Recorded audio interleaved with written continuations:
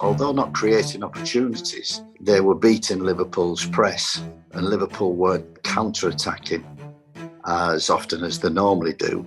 This is McClaren Performance.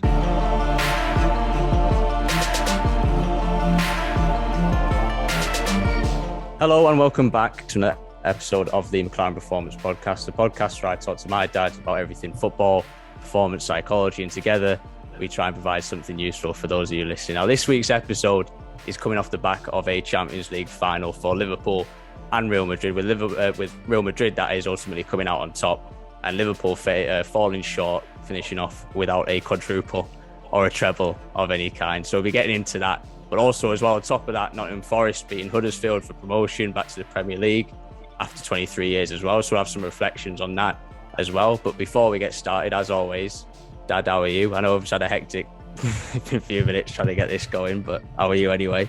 Yeah. Moved up to the gym now, so left my bookshelf and come to the gym. Oh, we've tried every room in the house. You are seeing everything. So one room at a time.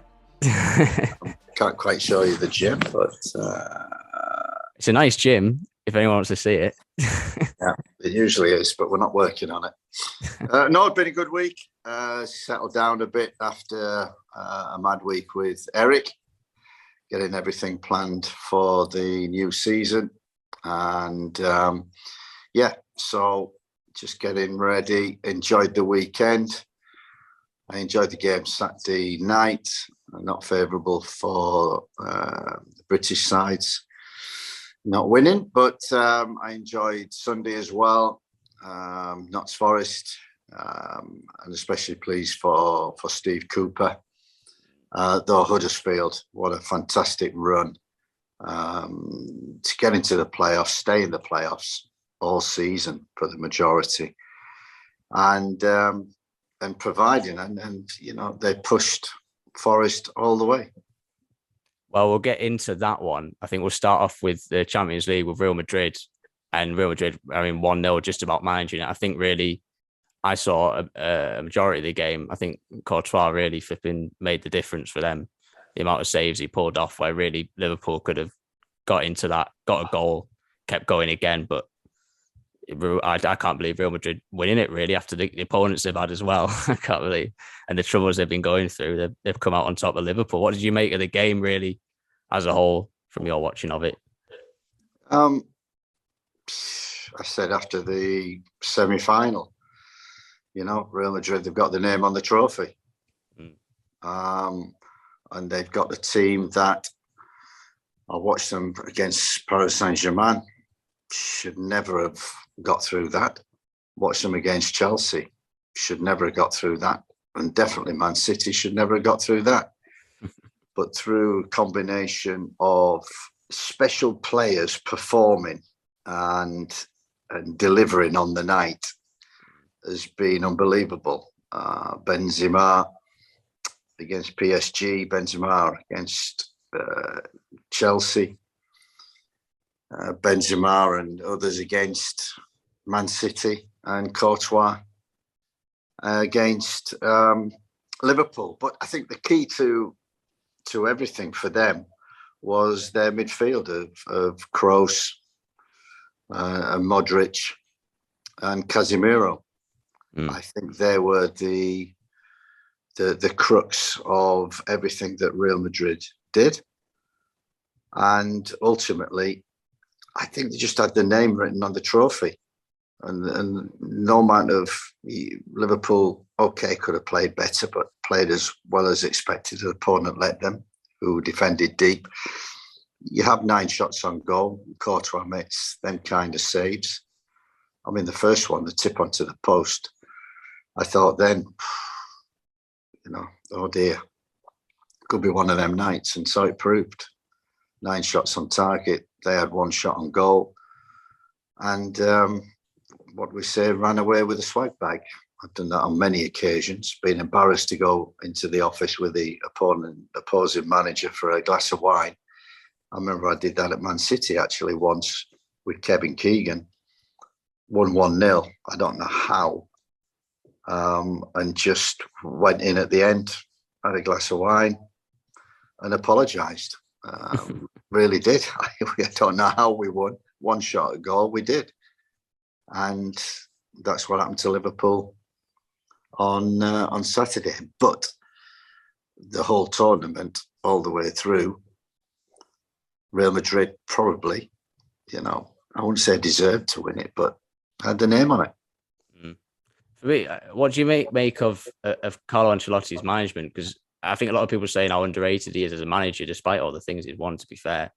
But I remember we read a book a long time ago, and I'm trying to remember what the book was called, Quiet Leadership. We read it such a long time ago.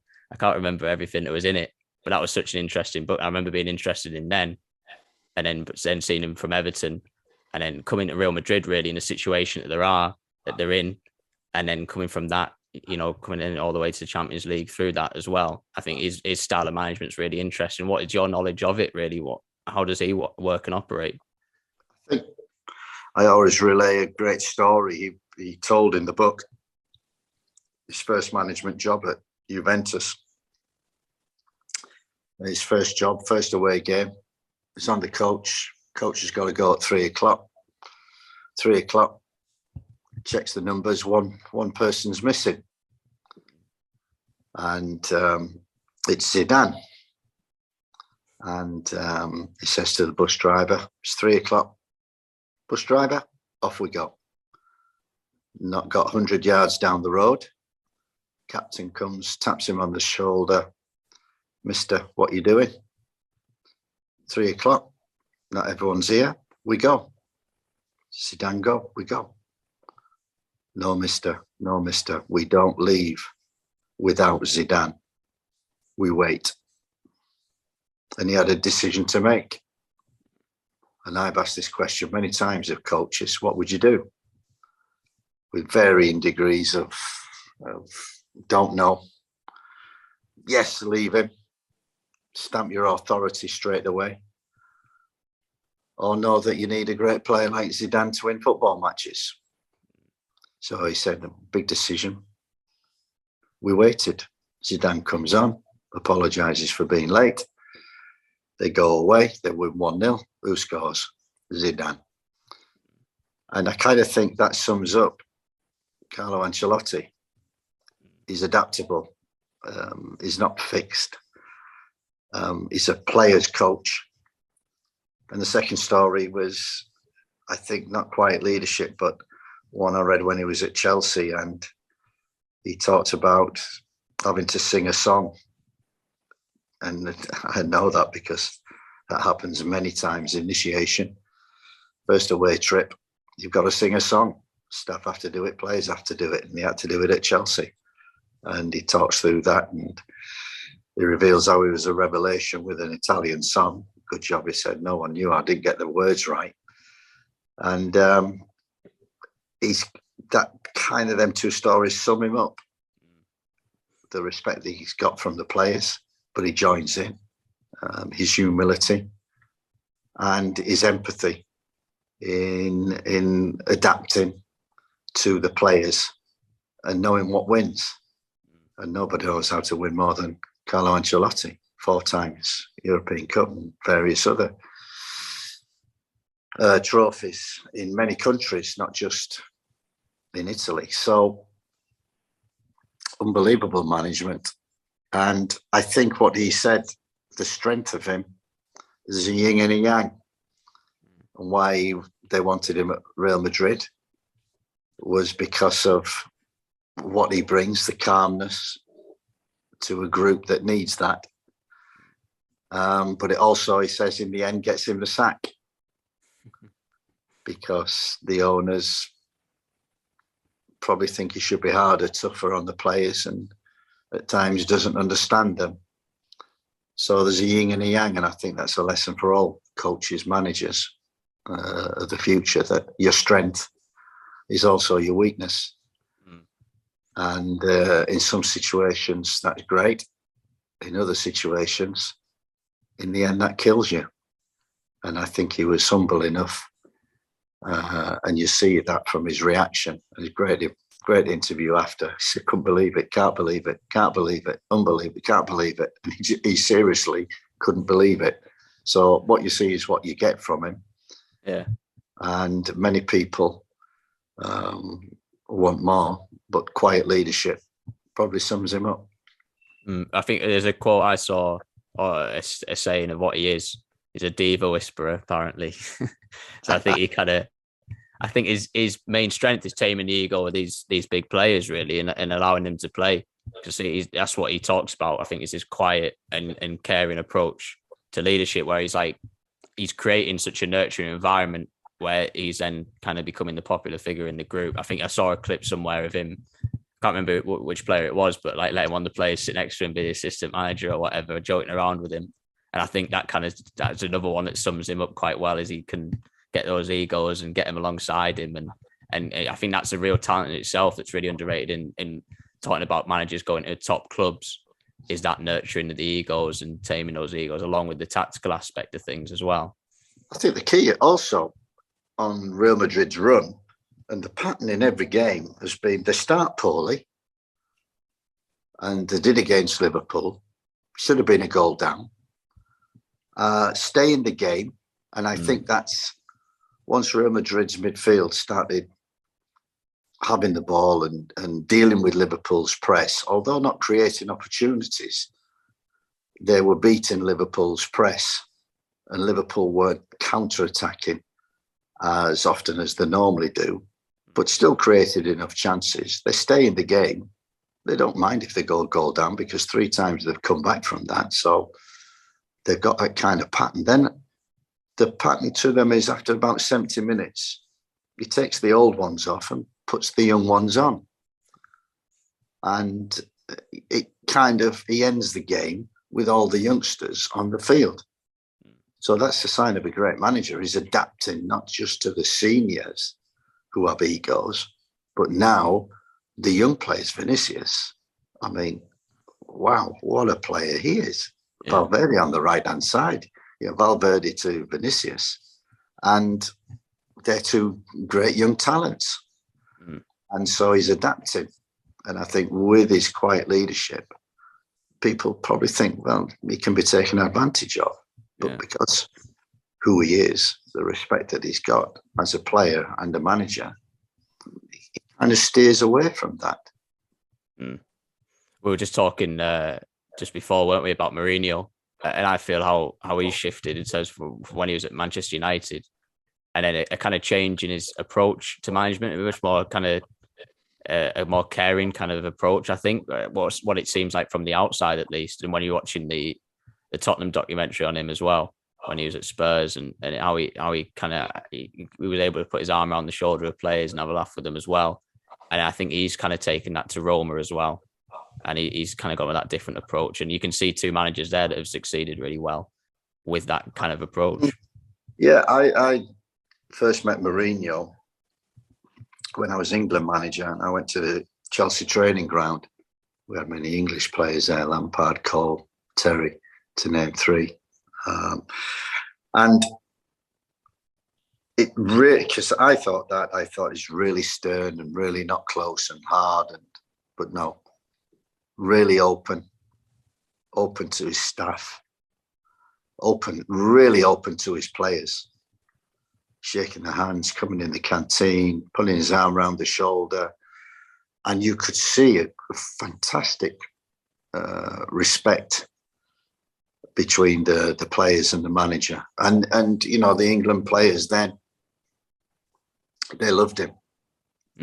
Couldn't stop talking about him and what he was bringing, and how he allowed John Terry to run the dressing room. I thought he showed his man management then. I think what he's done is he knows how to win football matches, and Roma won the Conference League, European Conference League, whatever it's called. They won it playing the Mourinho way. Yeah. 30% possession, defend really deep, be hard to beat, not on counter-attack, score a goal. Play long against the opponent because they press very well. His tactics were, he knows how to win football matches. Yeah. And that in the modern game is not becoming attractive. because they're not passing and making 50 passes, not winning possession, not even on possession, not building from the back, not being able to build from the back, but doing what it takes to win games. So, I think he's the same. And what I saw in the Tottenham documentary is what I saw at Chelsea when I visited him for a day. He was great with the players, knows how to win. And that's his formula. He's sticking to it. Everybody has one, and he sticks to it. And it just shows, in the final on Saturday, the randomness of football. And in Liverpool, you can't do anything more than create 9 chances, shots on target, against 1 shot on target. When you measure performance, and that's what these boys do, it's about the process. Is the process right? And the process was right. They just came across Courtois. Yeah. And that was it. And PSG, Chelsea and Man City are all thinking, well, we just came across Benzema. And sometimes you can't stop that, and you have to accept it. And I think they were right, Liverpool, in saying it's been a great season and that to celebrate it, which they did yesterday. Well, you have to say to them, really, they control the controllables, like we talked about last episode, as much as possible. And really, they've come so close to achieving something, but they didn't quite have that. Didn't quite have that. Salah takes that shot, happens to just go in. They didn't have that little bit, the inches in it, that little bit of luck. They just didn't quite have. But it's all about Mourinho and Ancelotti.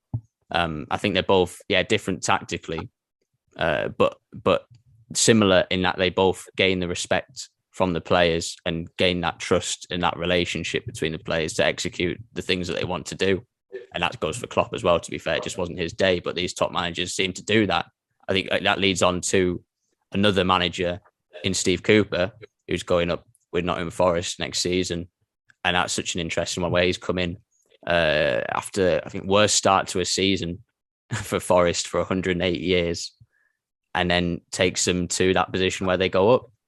And I think I don't know too much. I didn't watch the game, and I don't know too much about the situation, just the research I've done on Steve Cooper recently. But what do you think of Forest and Steve Cooper's job there, the progression he's made? Yeah, I first came across Steve Cooper with Paul Simpson, and the pair of them. Him with the under-17, Simo with the under-20s, won the World Cup for England in their respective age groups back in 2018, I think. And then I met Steve in, it was an FA Pro license, and I was a guest talking on there, and Steve was presenting how the under-17s won this World Cup.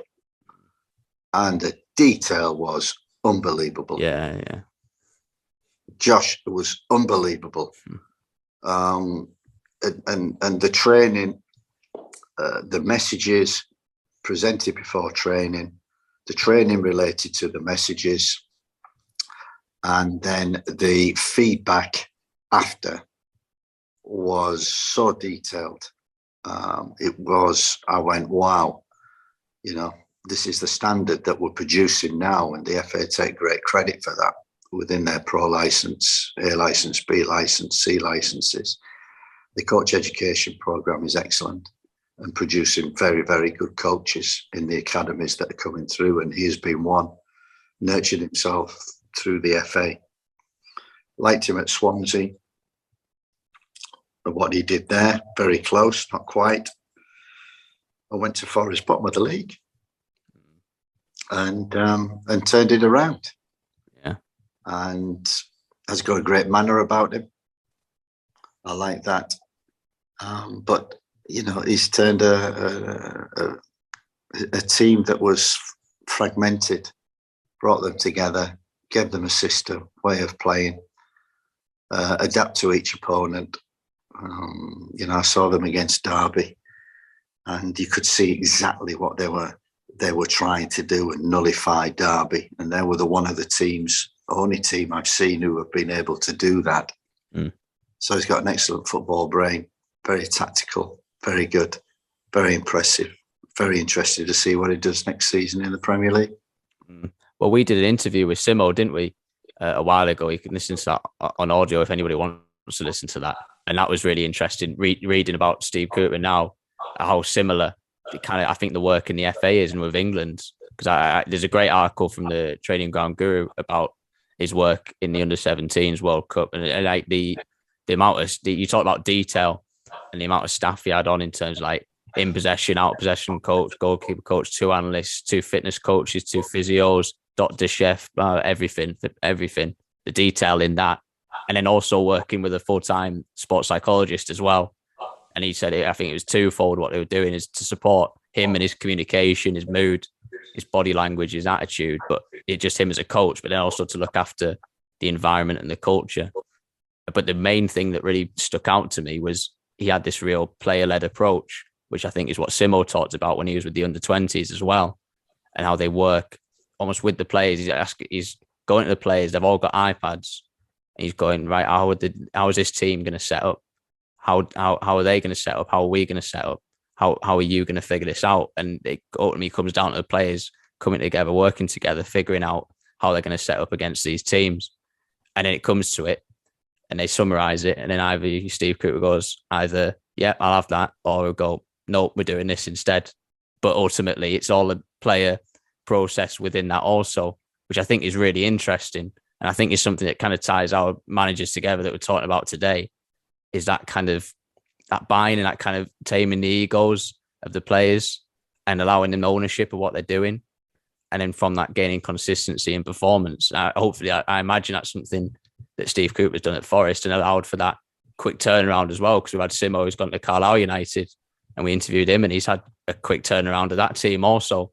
So it seems quite interesting. I think it's a big approach within the FA, within the England setup by the sounds of it.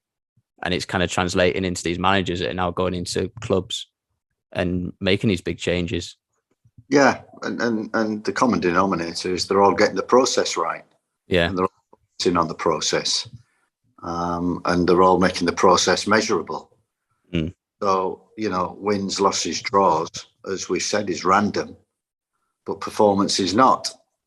Yeah. And if you can measure performance, measure the KPIs, key performance indicators within the performance, then, we always used to say, get the KPIs right, get the measurement right, get the performance right, get the process right Monday to Friday. 8 times out of 10, if you have a good team, they'll win on Saturday. One they might lose and one they might draw.